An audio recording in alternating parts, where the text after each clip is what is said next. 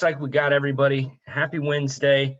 Welcome to our Wine 101 series that we're going to do for a couple months. It'll get broken up by Valentine's Day in February, but for the most part, we're just going to spend some time hitting some different countries and different regions, and talking about what makes them special and some of the most important regions and some of the most important grapes from those areas. So tonight we're starting off with Italy, which is perfect because, as I was mentioning earlier, it is one of our favorite countries. The order for tonight is going to be the Pinot Grigio first, then the Vermitino, then the Rosso 8, and then we're going to finish with the Rovolotti, which is a gigantic wine that we just picked up that we have absolutely fallen in love with so far. So welcome to Fermented Italy Wine 101. Go ahead and start drinking. We're going to kind of break the tasting up a little bit. We're going to talk about some facts. Then we're going to taste some wines. And then we're going to talk about some more facts. And then we're going to taste some more wines. So this is kind of giving you just a little overview of our format for today. We'll start with the Pinot Grigio, which hopefully you have in your glass. And then we'll tackle some basic Italy information. And then wine number 2. How to read an Italian wine label. Then wine number 3, we'll hit some Italian wine regions that we're not tasting through tonight. And then wine number 4, and then the major Italian grape varietals as far as plantings are concerned. So we're going to start off in the very north of Italy. Italy is about the size of California, maybe a little bit bigger, but within this region, every single area makes wine and grows grapes. Now, some regions are more known for wine and more known for grapes, but in this region, it is absolutely beautiful. It's lush. Well, it actually ranges from lush. There's desert, there's mountains, there's ocean. There's a little bit of everything in the country of Italy. And so we're going to start in the very north. This is Friuli region. We are in the foothills of the Alps. Austria's right above. You also have Slovenia, Croatia, and just a beautiful, beautiful region for wine, mostly white. Now, they do grow some red wine in here, and we've had some from time to time, and it's fantastic. But for the most part, this is white wine area of Italy. It's cool climate. It doesn't get as warm as some of the other regions in Italy. And so it really is perfect for growing white grapes. And Pinot Grigio, as we'll see in the very last slide, the most popular of all of the Italian white grapes. Most well-known, most widely planted, and most growth in the last 20 plus years as far as white grapes are concerned as well. Now, a lot of that is because of Santa Margherita. Many of you know Santa Margherita. It is probably the most well-known of all of the wine Pinot Grigio brands from Italy. I don't know why my video just keeps cutting out here, so I apologize. It just is doing its own thing. And there it goes again. I am really not sure why that is happening. I think my computer has been hacked because it just keeps pushing off, but we will get through it. And I guess I'll just have to keep pressing this. If anybody has any tips on why this is happening or how to make it stop, please feel free to share that in the chat function. And any questions you have along the way, please feel free to share in the chat function as well.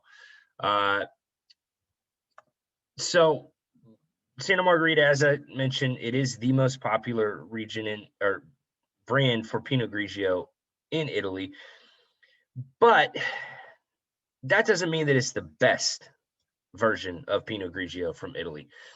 A lot of Pinot Grigio is coming from the Veneto region. The Veneto is just below Friuli, and it is one of the most widely planted areas in all of Italy. And a lot of the areas in the Veneto that Pinot Grigio is grown is on a valley floor.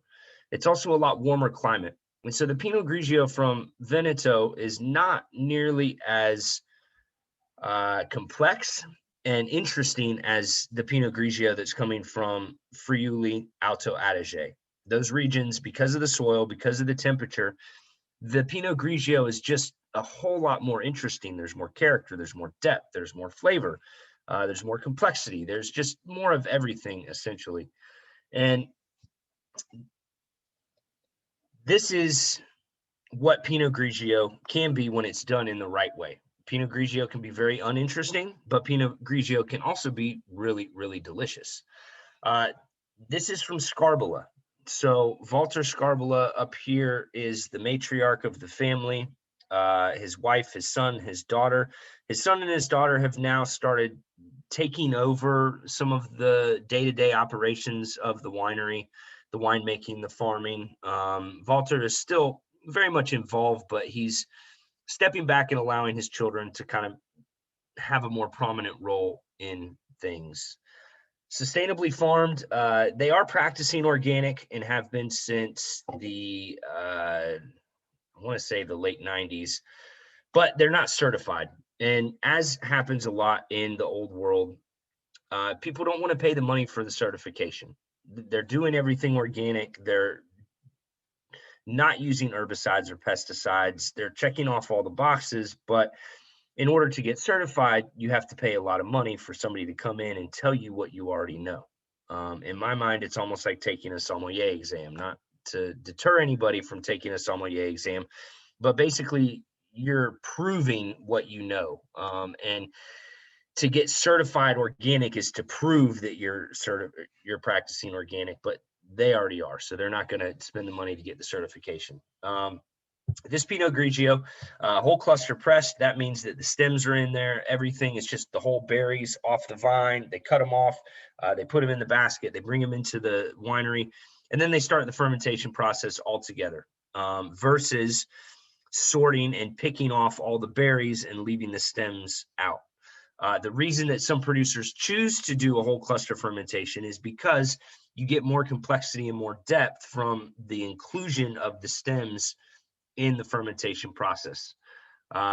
Fermented with selected yeast in stainless steel, aged 6 months, partial malolactic fermentation with frequent batonnage. Let me break all that down for you. So they are using a specific yeast, which keeps this from being natural. But they're using a specific yeast to really bring out certain characteristics that they're looking for in the wine. I can't tell you exactly what these characteristics are, but when producers use a selected yeast versus natural yeast fermentation, they do it because they want a certain characteristic from that yeast strain. Stainless steel, pretty self-explanatory, no oak. Pinot Grigio is not usually oaked. Every once in a while from Oregon or from France, you might see an oaked Pinot Grigio, but for the most part, stainless steel. Aged at 6 months in steel, partial malolactic fermentation, or MLF. Malolactic fermentation is a secondary fermentation that takes place after the alcoholic fermentation or the primary fermentation. Once the sugar is all converted to alcohol, a bacteria strain is introduced to create the malolactic fermentation. And what happens in that process is essentially the bacteria will take the sharp acids, the really tart acids, and convert it into a softer acid. So think of the difference between a lemon and lime acid and a milk acid. And that's kind of what's happening in malolactic fermentation. They're taking those sharp lemon lime acids and converting it into a softer milk acid. Now, that does also change the flavor just a little bit because you are introducing the bacteria, you are introducing secondary fermentation. This is what gives Chardonnay its buttery characteristic. If you get butter out of Chardonnay, it's from the malolactic fermentation. This is just a little bit of malolactic fermentation, and it's just to soften those acids and give the wine a little bit more roundness. Frequent batonnage means they're pushing down the yeast and they're stirring up all of the particles as they're aging it for those 6 months in stainless steel. The skins have been removed, and you can tell that by the color. but the batonnage is the leftover particles, the yeast, the dead yeast cells, the little bit of pulp that's still in that wine, the stems from the stem inclusion in the whole cluster fermentation. Some of that's gonna be in there as well. So some of the smaller particles that are left over after the winemaking process, that's gonna be what the batonnage is. You're stirring up the lees, you're creating more complexity, you're creating more depth, you're creating more flavor. So I'll take a sip if you haven't already. I'm gonna get into it. Oop, and I didn't mean to do that. It's been a few months since I've tasted this wine, so I'm interested to come back to it and see what it's tasting like again. All the wines in our room are always going to be different almost every time you taste them. They are going to share some similarities, but from vintage to vintage, and even in the same vintage, but a few months of bottle aging will change the way the wines taste and how they interact with your palate.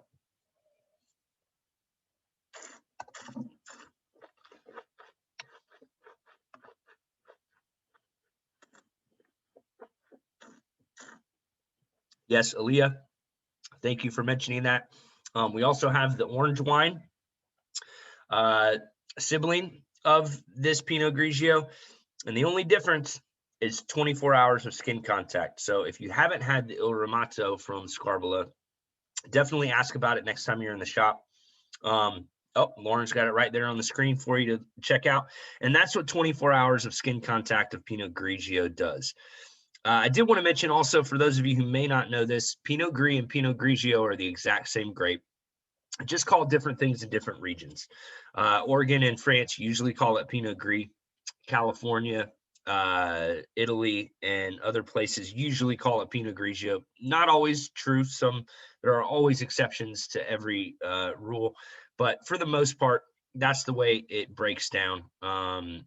But the exact same grape, just grown in different areas of the world and called different things, which as you journey on this wine journey, you will find that happens quite a bit as we get into with the last grape. A lot of grapes still aren't even known where they come from, what they are. We have a wine in the store. We don't have it anymore, but we did carry it for a while. And it was from Mexico, and they still don't know what grape it is. And so it's an unknown grape is what they call it on their tech sheet, because they still have no idea what this grape is. So this is beautiful. It's full, it's rich, but it's dry on the back end. There's no residual sugar. And you get that beautiful kind of salivation at the very end. It's a lower acid wine, and that has to do with the Pinot Grigio grape being lower acid, but it also has to do with that secondary malolactic fermentation that softens those acids. So very, very mellow. We usually describe Pinot Grigio as round and juicy and dry, which is different than Sauvignon Blanc, which is lean and racy and dry. So they're both dry, but they taste completely different. This has got peaches, it's got pears, it's got floral, it's got some of those sweet fruit flavor profiles on the palate, rich, honeyed, but then dry on the back end. And just a really beautiful wine. Great with poultry, great with seafood, any kind of meat and cheese platter, it does really well on. Soups is a great thing. We don't often think about pairing like a butternut squash soup, or even like an Italian wedding soup. I think this would be really, really good with. Salmon, you could absolutely do it. I think I would prefer the Il Ramato just because of the color similarity that it shares with salmon, but this would be great with it. And burrata cheese would be awesome. Italian delicacy in food, Italian grape, it would go really, really well together. So that is Scarbola Pinot Grigio. Keep drinking it as we talk about some of the basics of Italy, and then we're going to move into the Vermitino when we're finished with this. So stats and history on Italy. Italy is the world's largest wine producer. 19% of the world's production as of 2018. Now, every year, it's a competition between Italy and France on who produces the most wine in the world. So these are the top two wine producing regions year in and year out. Italy and France are the most storied wine producing regions, maybe outside of Spain, and obviously some of the Eastern European countries that started even before France and Italy, but we don't see a lot of those producers in the United States, and there isn't nearly as much wine made from those areas as there is from Italy and France. So from a history perspective and a wine producing perspective, these are the two most important countries in the world when it comes to wine. Over 1,730,000 acres under vine across 20 appellations. More acres in Delaware, Aaliyah. Great fun fact there. So there's more acres planted in Italy than the entire state of Delaware that takes up land size wise. That didn't come out very well, but I think you get what I'm saying. State of Delaware is approximately 1.5 million acres. So there's a lot of vines in Italy, and they range from the very, very north. You can see all the way up here in the Valle d'Aosta and all the way up here in Trentino and Lombardy. These are really, really northerly wine producing regions, and then all the way to the south down in Sicily and in Puglia and in the boot of Italy.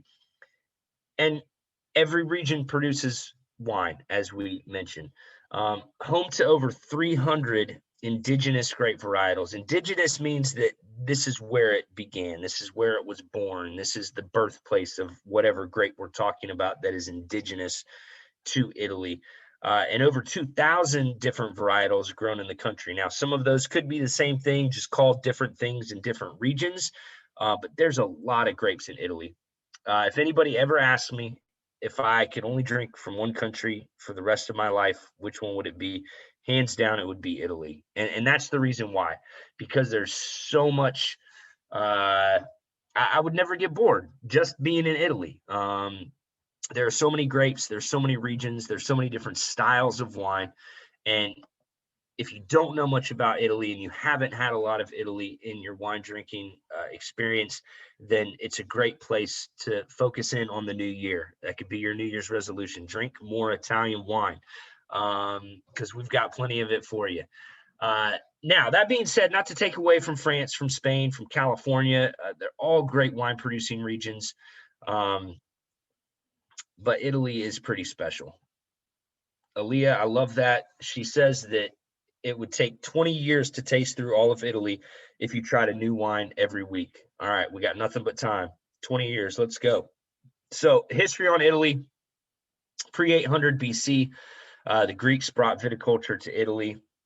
100 to 200 BC, it's a long time ago. Romans defeated the Carthaginians, and wine production in Italy flourishes. I probably butchered that word, but I mostly just threw it in there to see how you're going to pronounce it. Thanks. No, I'm thanks. just kidding. What's the correct pronunciation? Oh, I have no clue. Thanks. We're just gonna stick with that. Carthaginians. Yeah. I think it sounds right to me. The people of Carthage. Yes. Thank you. 92 AD. The emperor has to scale back vineyards to free up fertile land for food production. So they actually had to take away some vines that were planted because they weren't producing enough food to eat. Wine production restricted to Italy during Roman rule, and then relaxed for a time in the Hispania and Gaul I can clarify time that. periods of Italy. You're good. I love it. And then 1963, so modern Italian wine, the Italian system of classification was launched. So history dating back to pre-800 BC. That's a really, really long time ago. And then for those years, lots of wars, lots of changing of hands of government, of what Italy was. And through all of that, grapevines flourished until we get to the modern day wine era of Italy.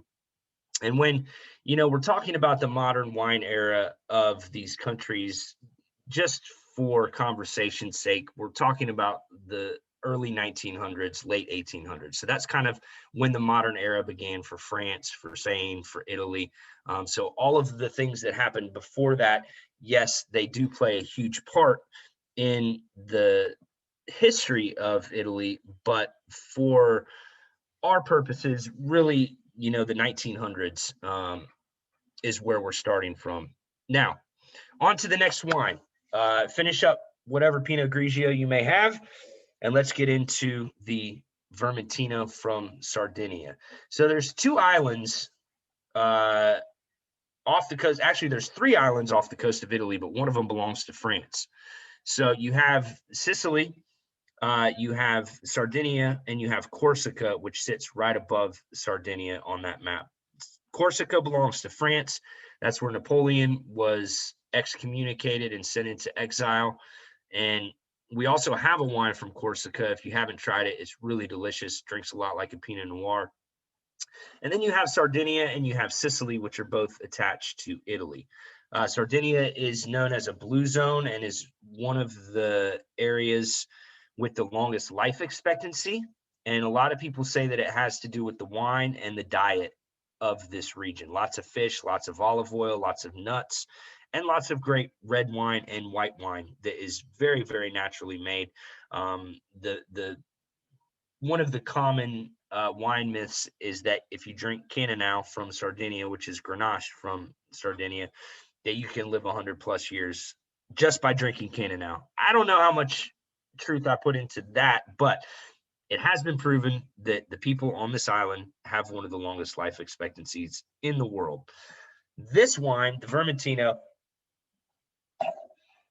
one of my personal favorites in the store for white wine, and very, very popular as well. Also very limited in production. We do run out of it a lot. We were not sure if we were going to have enough to do it on this tasting. Thankfully, there was enough around that we could feature it today.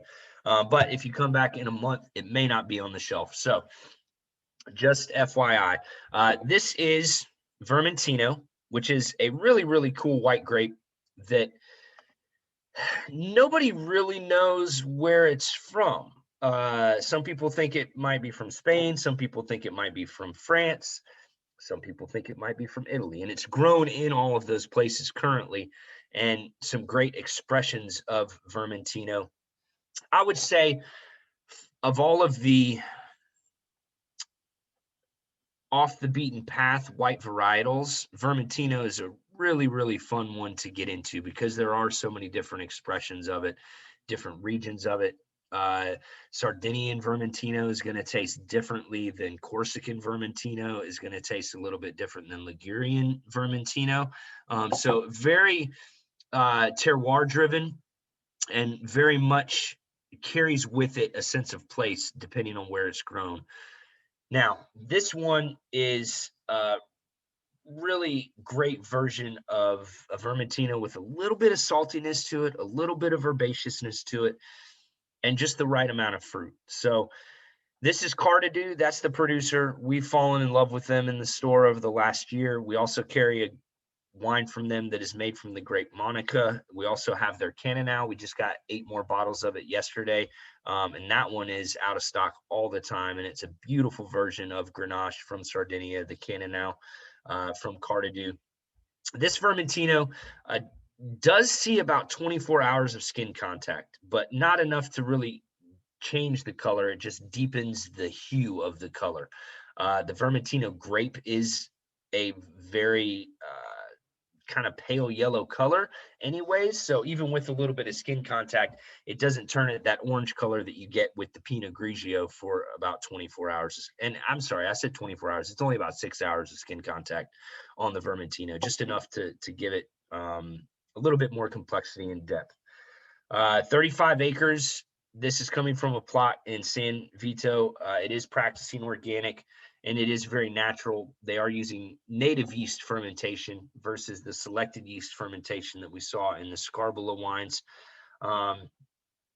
Cement tanks and stainless steel is what they're fermenting and aging in here. Under the house, so cool area underneath the ground.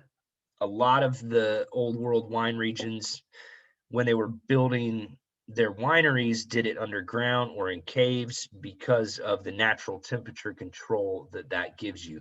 That's also why they're using cement. It's also a natural insulator. And so before you had technology to help you cool down fermentations can get hot, because basically when the yeast convert the sugar to alcohol, you're creating heat as well in that process.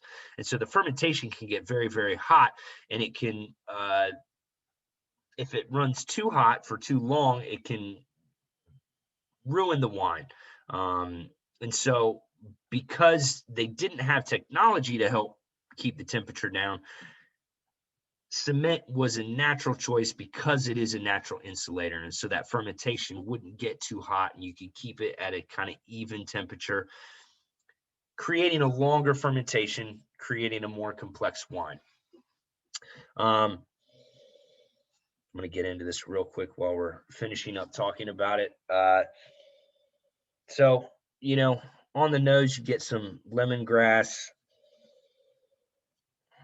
There's a floral that I can't quite pick up on that. If anybody can figure that out and put it in the chat. And anytime you guys get any flavors at all, please feel free to put them in there.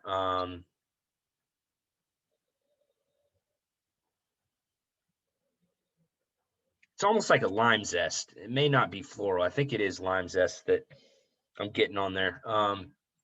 And then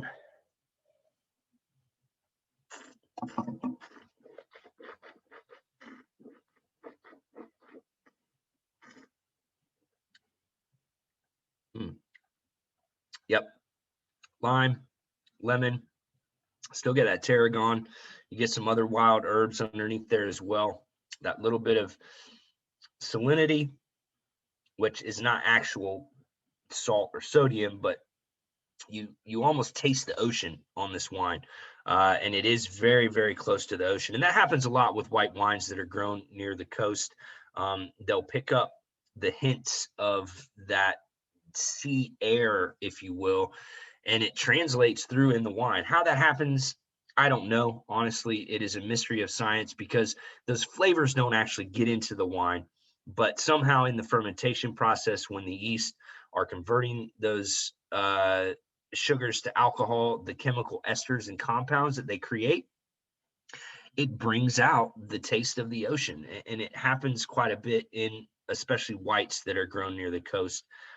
Really, really beautiful wine, and great texture, great weight.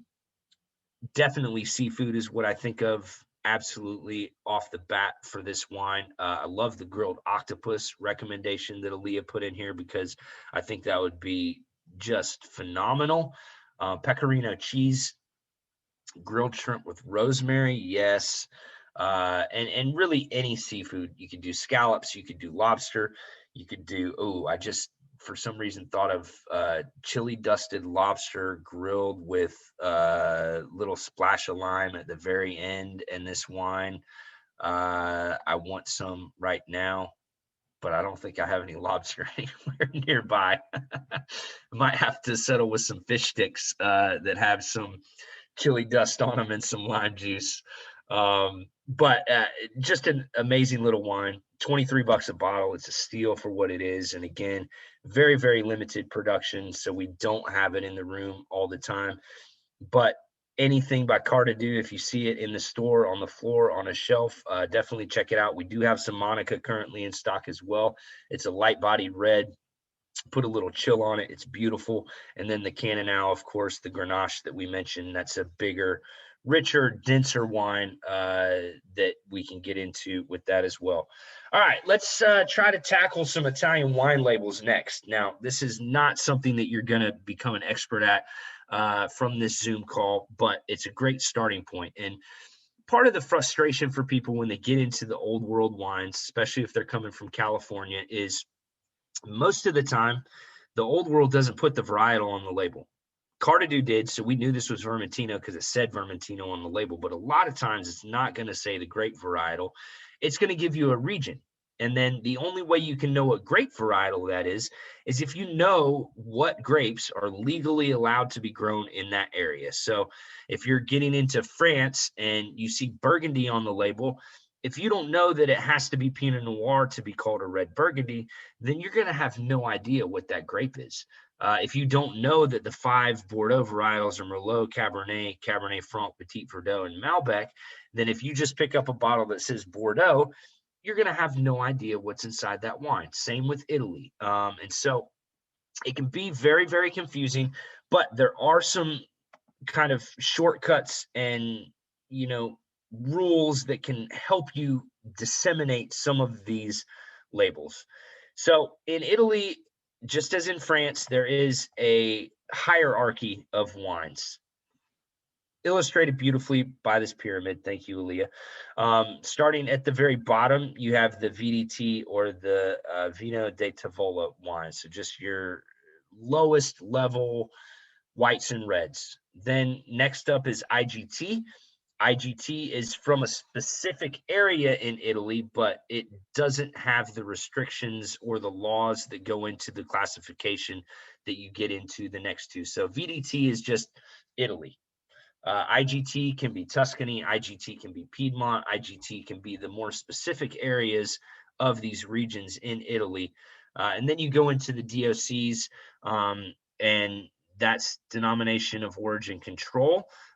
So DOC is going to tell you it's from a specific area and that it was made according to a specific set of laws in that area that designate it as a DOC wine.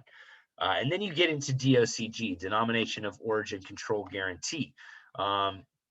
Denomination of Origin Control Guarantee takes the DOC and takes it to an even stricter level. So lower yields in the vineyards, more specific time in oak, more specific alcohol minimums and maximums, more stringent grape formulas that you have to follow. And so each level of Italian wine is meant to increase the prestige and also the restrictions on producing those wines. It's meant to be a guarantee of quality. It is not always a guarantee of quality, but it is a guarantee that you're getting a wine from a certain region made with certain grapes and in a certain style. Now, within there, you can have a lot of different flavor profiles of the same DOCG wine. We could have 20 Chiantis, 20 DOCG Chiantis set up in front of us. They're all going to be a little bit different, and you're going to like some of them and you're not going to like some of them. So it's not a guarantee that you're going to like all wines from the Chianti DOCG. That's what a lot of people kind of fall into the trap of. And then they taste a couple that they don't like, and then they just write off an entire region. You should never do that because they're all going to be a little bit different. But it is trying to create a way for the consumer to be protected if they buy these DOC and DOCG wines. And that's kind of the whole reason that that was started in the 1960s. So every label is going to be a little bit different. But if we're looking at these labels, these are two of the most popular wine regions in Italy. And again, if you don't know your regions, you're not going to know what these grapes and wines are. So producer, Odero Volpaia. On these labels, it's pretty self-explanatory. Some labels can be a little bit different and a little bit more confusing, but the producer is usually found in a couple places. So if you're having trouble figuring out which of the words on the front of the label is the actual producer, a lot of times it'll be either in the bottom right here, so it says Odero down here as well, or it's on the back label. A lot of times the producer will also be on the back label. So if you flip over the wine to the back side, you find a word that's similar to the wine on the front label, chances are that's probably going to be your producer. So Odero is the producer, Volpaia is the producer. And then the region, Barolo is the region here, Chianti Classico, the region here, both DOCG appellations in Italy, and both very highly regarded DOCG regions in Italy. The class here, it's telling you this is the DOCG, this is the DOCG. If it was just DOC, it would not have the E granatita. It would just have the denomination of origin controllata. And so that's how you're going to tell what it is. If it wasn't either of those, it would just say IGT on there. Down here, this is the city. that isn't as important to you as a wine consumer, but still very, very important to know, especially if you're getting deeper into wines and you're trying to figure out exactly where these areas are. But the city that it's produced in does not have to be the city of, or it doesn't have to fall within the DOCG. So if you think about it, you can have a winery based in California. Let's say they're based in Napa Valley, but they're sourcing grapes from Santa Barbara. The appellation is going to say Santa Barbara. The city is going to say somewhere in the Napa Valley area. And the same can be true for Italian wines as well. La Mora, I'm actually not 100% sure if that is in the Barolo zone or not, but it may not be in the Barolo zone, but the grapes can still be coming from the Barolo zone. Same with Rada. That one is in Chianti, and it tells you right there it is in Chianti, Italy. And so a little bit more information on that one. Labels may not tell you the grape varietal. Neither of these do. So you have to know that Barolo is Nebbiolo, always 100%, and has to be by law, so that you know every time you pick up a Barolo wine, it's going to be 100% Nebbiolo.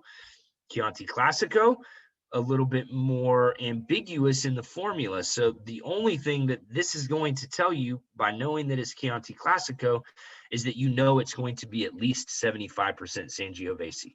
But that's all you're going to know. From there, there could be Cabernet or Merlot in there, which is going to give a different flavor profile, or there could be Canaiolo or other indigenous Chianti grapes that are going to taste a little bit different than if you're blending it with Cabernet and Merlot. And so that's where it kind of gets into the murky waters of, yes, it's DOCG, and yes, it is Chianti Classico, but stylistically, it could be very, very different from producer to producer. All right. Finish up whatever you got in your glass, unless you've already poured yourself the Rosso 8. And if you haven't poured yourself the Rosso 8, get some Rosso 8 in your glass. And we're going to get into a couple beautiful reds.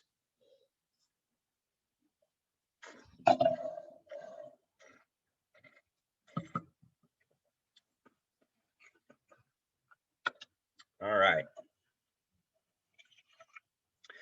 So Rosso 8. This is technically a Super Tuscan. Aaliyah mentioned the fact that Super Tuscan is IGT in the chat, and Super Tuscan is the most famous IGT wine. So famous that eventually they actually created a DOC for Super Tuscans in Bulgari, but it's a very, very small DOC, and there are still a lot of Super Tuscans that are produced under the IGT label. So we are in Tuscany, right in the heart of Italy. I would say the most well-known region in all of Italy. Tuscany is to Italy what Napa is to California. If you don't know much about Italian wine, you've probably heard of Tuscany.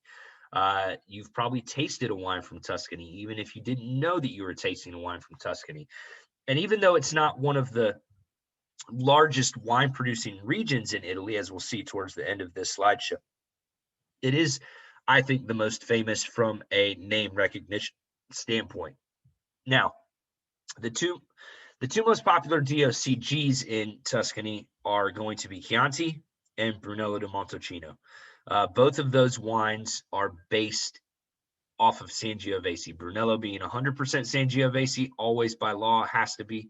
Chianti being at minimum 75% Sangiovese, up to 100% Sangiovese. Now, Super Tuscan can be anything as long as it doesn't fall in the laws of Tuscany. So it could be Sangiovese, it could be Cabernet, it could be Merlot, it could be Grenache, it could be Cabernet Franc, it could be anything. Nebbiolo, even though they don't grow Nebbiolo in Tuscany. If you made a Nebbiolo in Tuscany and wanted to call it a Super Tuscan, you could, because Super Tuscan just means that it falls outside the normal laws of Tuscany. It has to be labeled IGT. And the reason they started calling it Super Tuscan is because back in the 70s, there was a group of winemakers who wanted to buck tradition. And there were two ways that they wanted to buck tradition. One, there were some Chianti producers that wanted to produce 100% Sangiovese Chianti. At the time, it was not allowed. It is allowed now, but back then it was not allowed. You could not make your wine from Chianti and have it be 100% Sangiovese. So there was a group of winemakers who wanted to do that. The second group of winemakers wanted to make Cabernet and Merlot-based wines, French varietal wines in the Tuscan region, but there was nowhere for them to call them a DOC or a DOCG because the laws wouldn't allow that. And so they started producing these wines, either 100% Sangiovese as a Super Tuscan, IGT Tuscany, and Cabernet Merlot-based wines, sometimes with Sangiovese blended in, sometimes not, as IGT Tuscan wines. And the reason they got the super moniker attached to them is because a lot of these wines, after they hit the market, they started outselling Chianti, they started outselling Brunello, and their prices were really, really expensive. And so the running joke was, it's an IGT wine, but it's worth $300. It's a Super Tuscan. So these were the super wines from Tuscany that didn't fall into the varietal designations that the Italian government wanted them to go into. And that's really where the Super Tuscan term came from and the Super Tuscan movement came from. Now, today, it really just doesn't mean anything. You could say a lot of different wines are Super Tuscans. And so it really becomes important from a consumer standpoint, so that you know what you're getting, to know if you're looking for the Super Tuscan, the 100% Sangioveses, or if you're looking for the bigger, richer, modern Super Tuscans that are made from Cab Franc, Merlot. And we've got a good mix of both in the store. And so if you're interested in exploring Super Tuscans, there are definitely, I think currently we have at least 12, maybe 15 different Super Tuscans at all price ranges, all different styles, all different grapes. And so it's a lot of fun to explore the breadth of Super Tuscan. For this tasting, we chose this one because it's a great expression of what Sangiovese is. And Sangiovese is the most important grape in Italy. Some people may say Nebbiolo is up there with it, and yes, it is up there with it. But I think from a pedigree standpoint and also from a consumer standpoint and what people are familiar with, Sangiovese is the most important grape in Italy to Italy. Sangiovese is often misunderstood as well because so many different producers are creating so many different styles of Sangiovese. A lot of people don't know what the hallmark or the telltale characteristics of Sangiovese is, the way that it's supposed to be. So Sangiovese is a little bit higher acid red. It doesn't have quite the thickness of skins that Cabernet does. And usually the telltale sign is cherry. Really beautiful, bright red cherry is a hallmark of Sangiovese. High acid and then a little bit of dusty tan, and that's your classic Sangiovese. There are all kinds of different styles, depending on how it's grown, depending on when it's picked, depending on if it's aged in oak. All of those things can change what Sangiovese is. So this is your very, very classic flavor profile of what Sangiovese is. And I say that because it's picked at the right ripeness and there's no oak. So you don't have any of those influences. You're just getting the pure expression of Sangiovese. So 100% Sangiovese, organically farmed vineyards on the coastal strip of Maremma. Maremma is, if we go back to our Tuscany slide, it's going to be this coastal area of Tuscany. So some of Tuscany is very, very inland, much hotter temperatures, much more varied soil structures. And then Maremma is going to be much closer to the coast. So more coastal influence, a little bit cooler temperatures, not quite as hot, not quite as warm. And so the grapes don't get quite as ripe. So in this coastal region of Maremma, it really has become a very, very popular place for Super Tuscans. We also carry a Cabernet from Maremma in our store that is also a Super Tuscan, and that is the Prelius Cabernet, which is a beautiful expression of a Tuscan Cabernet. So I'm going to get into this real quick.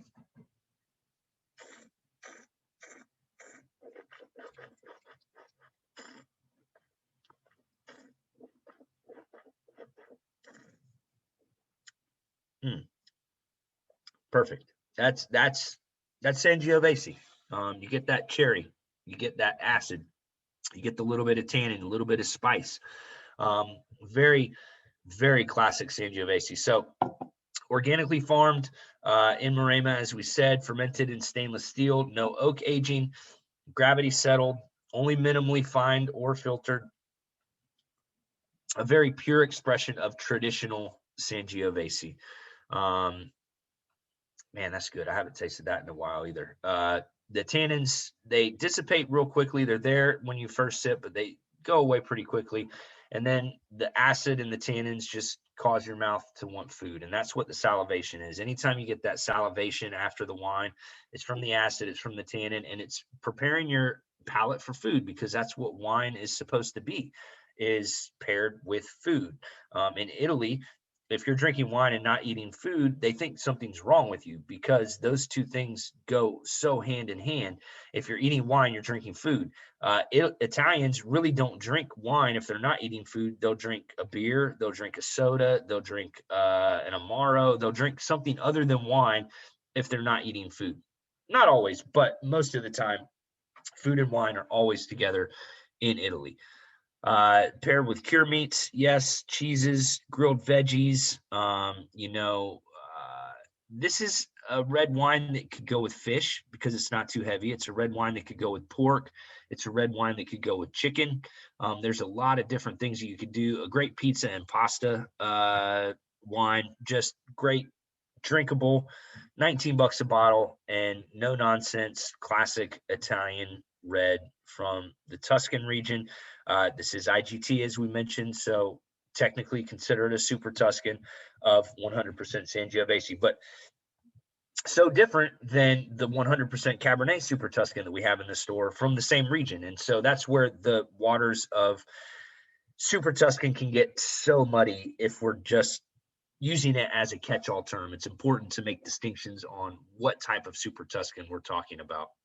All right, so keep drinking this beautiful Sangiovese, and we'll talk a little bit about the wine regions of Italy. I mentioned before the Veneto is the largest producing wine region in Italy, but it's not the largest wine region in Italy. So that means that there's a lot of acres under vine in the Veneto. And the reason for that, I talked about the valley floor. Most of the time, the largest producing wine regions in every country are the bulk wine production regions in every country. And that means they grow as many grapes as possible to make as much wine as possible, meaning lesser quality wine. In the wine world, there is a very real juxtaposition between wine production and wine quality, or complexity, if you will. The higher the production per acre, the lower the quality, or the lower the complexity and the depth of flavor that a wine has. So if you have an acre of vineyards and you're producing 10 tons of grapes per acre, your wine is not going to be as complex and as interesting as if you're only getting 2 tons per acre. And the reason for that is because the more grapes per cluster are competing for nutrients, the less they get. It's just like a litter of dogs. If you have 20 dogs trying to feed from one mom, they're not going to get as much milk as if you have 10 dogs that are trying to feed from mom. And it's the same way with grape clusters. And so the producer has to walk that line between profitability and greatness in their wine. Essentially, the less you produce per vineyard, the better your wine is going to be, but the less money you're going to make because you're not producing as much product per given area of land that you have. So the producers that are committed to making high quality wines and picking at lower tonnages per acre are doing so because they care more about quality than they do the bottom line. They still have to make money to stay in business, but it's not the same as the giant corporations that are doing 10 to 20 tons per acre and then adding a bunch of additives to make the wine taste like it's more complex than it actually is. And that's a very real thing that happens in a lot of these regions, especially the bulk wine regions like the Veneto. So volume in hectoliters, I don't really know how to convert hectoliters, so it doesn't really mean much to me, but it's a whole bunch of wine. The Veneto, followed by Puglia down here in the boot. That's the other bulk wine region of Italy. But those places also make some great high quality wine as well. So they're not just bulk wine regions. You just have to be careful about what you're picking from those regions. Know the producers or come to Fermented so that we can filter through all the bad ones for you. Emilia Romagna probably surprised me the most of all of these all of this data, because you don't see very many wines from Emilia Romagna. That's this area right here, really known most for Lambrusco in the domestic wine world. That's what we know it most for, but also the most foodie of all of the regions in Italy. Now, all regions in Italy are foodie, but Emilia Romagna, definitely one of the top food destinations.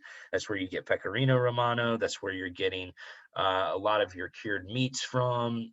The #1 restaurant in the world was located there for a long time. I think they've now been displaced and are #2 or #3, but still food mecca if you go to Italy. And also wine mecca, just not a lot of it makes it over to the States. So a lot of the wine produced in Emilia Romagna is consumed locally, and some of it does come to the States, and we do have some great producers from Emilia Romagna. Sicily, no surprise there. Great wine producing region, huge island. We can't wait to get to go there on a trip one day. Abruzzo is here on the, where did Abruzzo go? Here on the right-hand side, underneath the Marche. So, you know, on the right-hand side, starting from Friuli, you go down in Veneto, Emilia Romagna, Marche, Abruzzo, Molise, Puglia. The back side of Italy is not nearly as well known as the front side of Italy, but there's some great regions in here. And then starting at the top over here in the western side, you've got the Valle d'Aosta, coming down into Piedmont, which we'll get to next. Liguria, which makes some amazing wines. We just don't see a lot of them. Tuscany, Umbria, Lazio, Campania, very well known. Basilicata, very, very little wine comes from here to the United States, and Calabria, rounding out Sicily, Sardinia. So tons of really amazing wine regions. You can see the breakdown of production here. Tuscany kind of right in the middle of the pack, Piedmont kind of right in the middle of the pack, and then in lesser areas under vine, the Valle d'Aosta is the smallest wine producing region all the way up here in north. And a lot of that is because you can't really grow grapes here. It's so mountainous and so hilly and so rugged. It's hard to produce wines in a lot of that region of Italy. All right. So up next, the monster of our lineup, one of our newest, favoritist wines in the store. It is a lot of fun, and it is a beautiful grape. Let me finish up this Rosso 8. And we will get into this Bespolina. So, Bespolina is a very, very close relative to Nebbiolo. And if you've had Nebbiolo before, when you taste this, you are going to immediately notice the similarities of this wine. So we're in the Alto Piemonte region up here. And Alto Piemonte is Piedmont, but it's also the regions up just a little bit north of the Piedmont as well. So this is generally what people think about when they talk about the Piedmont region, but there's these outliers that are technically a part of Piedmont, but aren't considered the core of Piedmont, and those are referred to as Alto Piemonte. Now, this is Rovalotti. As I said, 100% Vespolina, very, very close relative of Nebbiolo. This is going to be above the Barolo and Barbaresco zones. So Barolo and Barbaresco are the most popular of all of the Nebbiolo producing regions, but there are some amazing Nebbiolos being produced outside of those zones in the Alto Piemonte as well. So this is sustainably farmed. This is from the region of Gemme. Gem, actually, I don't know how that is pronounced. I'll find out for you, though. I think it's Gem. This is a really underrated region for Nebbiolo and for Vespolina. The vines are 15 to 25 years old. They are sustainably farmed, so practicing organic, but not certified. The grapes are fermented in stainless steel and aged 3 to 6 months in stainless steel vats. So again, it's all about the purity of this wine, and they don't want the oak to really influence any characteristics or flavors.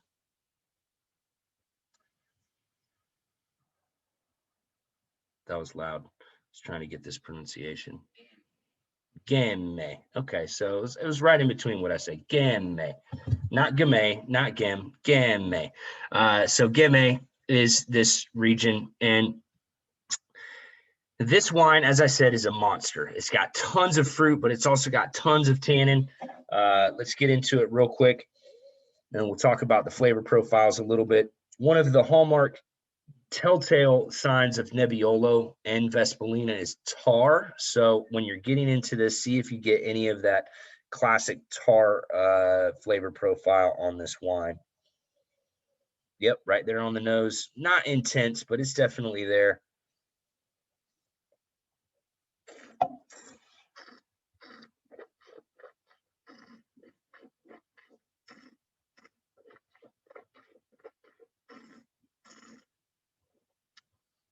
Wow. Yep. Rich, full, intense. The tannins. My mouth is still chewing. I love tannins. Not everyone loves tannins. Part of the wine journey is figuring out what your threshold of tannins are. We almost always try to have at least one tannic wine in a tasting, just so that we can continue to talk about it. For those of you who already know, you may get tired of us hearing us talk about it, but it's super important because it is very, very polarizing. Some people love it, some people hate it. And knowing where you are really helps you find wines that you're going to enjoy, and helps us find wines for you that you're going to enjoy. Now, a couple things about tannins. The fizzy mouthfeel is also from a combination of the tannins and the acid. Both of those things combine to kind of give that fizzy mouthfeel.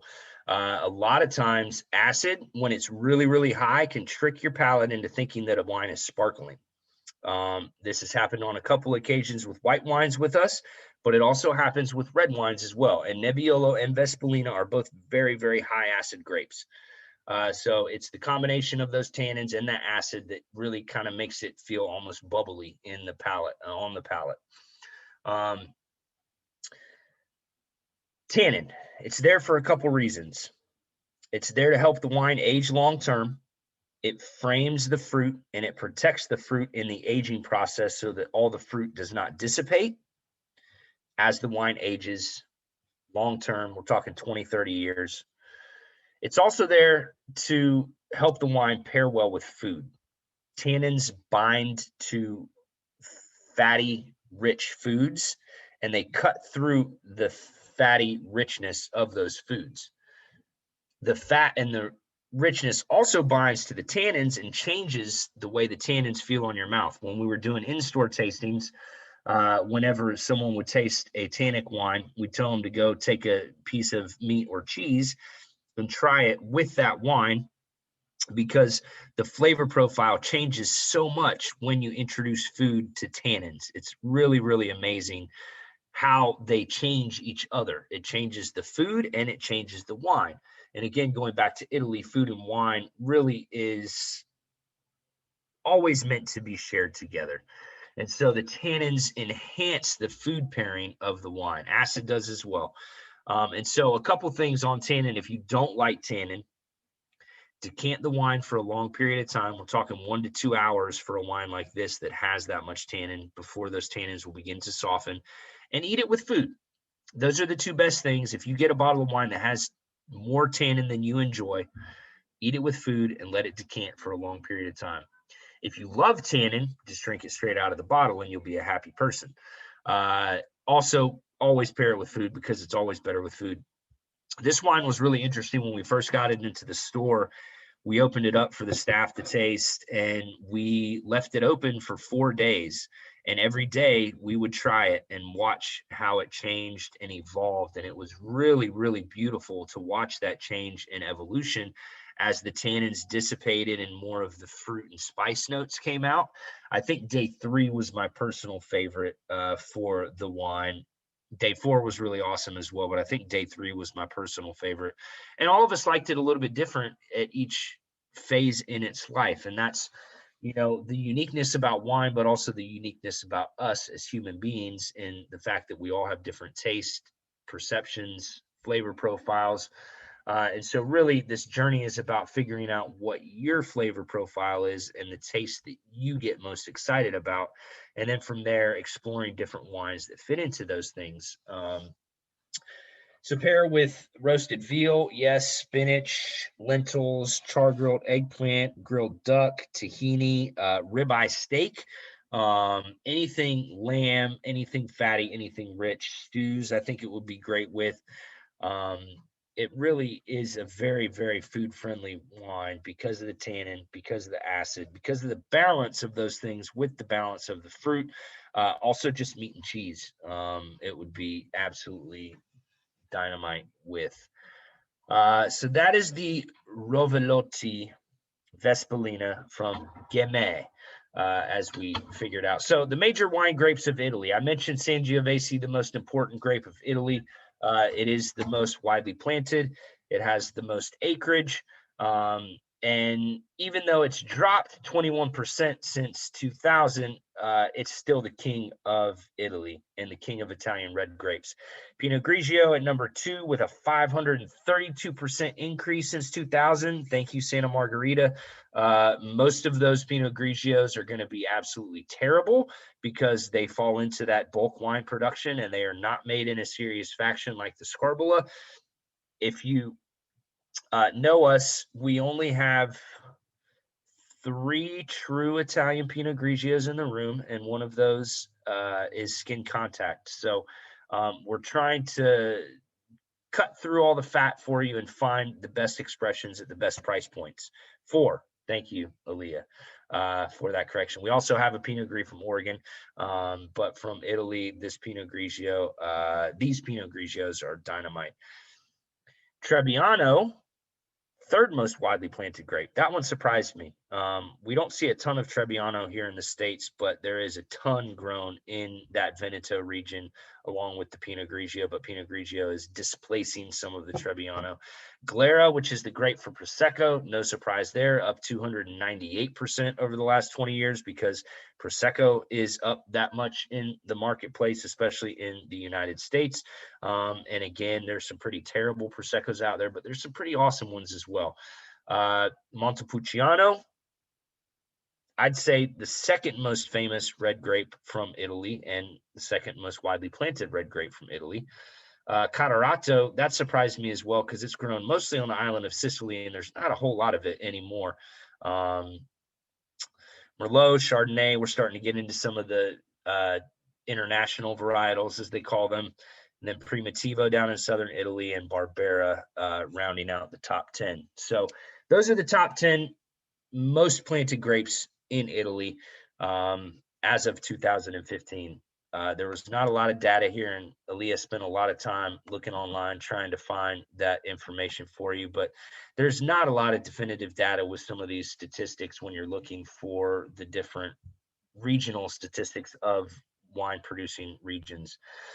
So we are at the point in the tasting where we have to pick our favorites. Always the toughest part of the job, picking your favorite wine, and it's tough for me tonight too. Put your answers in the chat function and we will add them up and we will find out the winner. If there's multiples of you on the Zoom call, put all of your favorites in there, or at least how many of each wine were number 1. And then we will finish off our Italian tasting. So there's so much more to explore in Italy. We have so many more wines from Italy in the room. one of the great things to do is just come in and ask about different regions, ask about different grapes. Hey, what do you got new from Italy today that I haven't tried? Hey, what do you have new from Spain? What do you have new from France? We always have new stuff in the room, and exploring some of your favorite countries is a great way to never grow tired of drinking the same wine. Although I know all of you, and I know none of you drink the same wine all the time, so you are already down to explore. And all right, adding up. Aaliyah is number 4. Yes, ma'am. Oh, I was just gonna say it's a 50-50 split between the Pinot Grigio and the Rosso 8. Dang it, you looked at that already? I haven't even started. Well, you were talking, so I figured I could do the Yeah, math. I know. Thank you. I love it. Yep, I see it. Rosso 8, Pinot Grigio, Rosso 8, and I was on the fence, but I'm gonna have to give it to the Vermitino because the Vermitino got no love tonight. And it is always one of my favorite whites. Honestly, it could be any 4 of these wines. I know I just said you have to pick a favorite, and I did too. And you may not like the way that I picked my favorite, but they're all amazing. I love every single one of them. It's so hard. It's like asking me which my favorite kid is. Depends on the night, depends on the day, depends on the kid. Same with the wine. Depends on the night, depends on the day, depends on the wine. And also a shout out to Stacy's new sweatshirt from Miss Lauren. We've got the fermented swag. If you haven't seen it at the store, we've got sweatshirts, we've got long sleeve shirts, we've got some fun red. What color is that red? Cyan? No, cyan's blue. It's blue. Burgundy. Burgundy. Yeah, burgundy, I think it like is. the wine. Yes, like the wine. So if you don't have your fermented gear, come get your fermented gear. And Merlot, thank you, Lauren. Come get your fermented gear and show off fermented around town. We greatly appreciate all of your support. Thank you so much for this past year, the Zoom tastings, and everything that you've done to help us make it through a difficult season. Yes, that is a cute little kitty, Aaliyah. Thank you so much for everything that you do for us. Continue to spread the word about Fermented. Tell your friends how great Wine Club is. I just realized everybody on the call today is Wine Club, so that's awesome as well. Stacy, Tom, and Valerie. It's Valerie. Tom and Valerie, and I forgot your name. I'm sorry. It is Samantha. Thank you, and Natalie and Aaliyah and Lauren, the Fermented family. You guys rock. I couldn't do it without you. Thank you for all your help.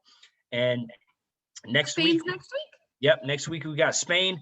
Then after that, we're going to do France. And then after that, we're going to do California. And then we're going to do a blind tasting in early February, maybe a wine and chocolate pairing Zoom call for Valentine's Day. We'll see. So stay tuned for more to come, and everybody have an amazing, wonderful Wednesday night. Enjoy these wines, and we'll see you soon. Bye, guys. Bye. Thank you.